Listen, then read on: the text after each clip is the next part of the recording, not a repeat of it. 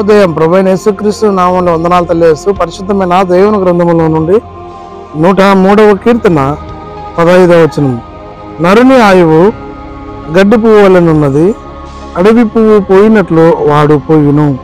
ప్రార్థన చేసుకుందాం. పరిశుద్ధుడా, ప్రేమ కలిగిన తండ్రి, వందనాలు స్తోత్రాలు చెల్లించుకుంటూ వాక్యము ధ్యానిస్తుండగా మీ సన్నిధిలో మాతో ఉంచి నడిపించి దీవించమని యేసయ్య నామంలో ప్రార్థించి అడిగి వేడుకొనిచున్నాం తండ్రి, ఆమేన్.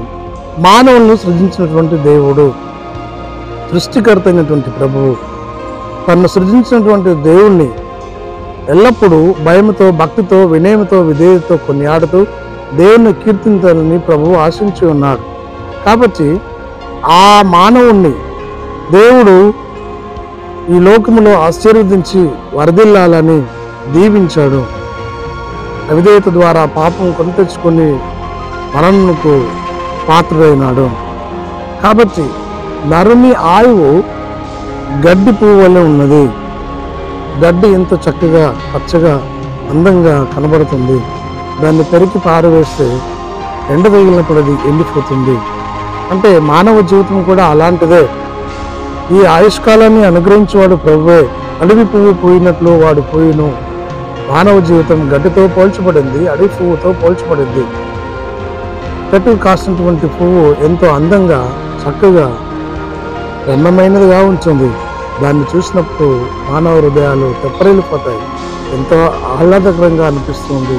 కానీ చెట్టు నుంచి కోచినప్పుడు లేదా ఆ పువ్వు తెంపినప్పుడు అది పారవేయబడినప్పుడు వాడిపోతుంది. కాబట్టి నా జీవితం కూడా అంతే.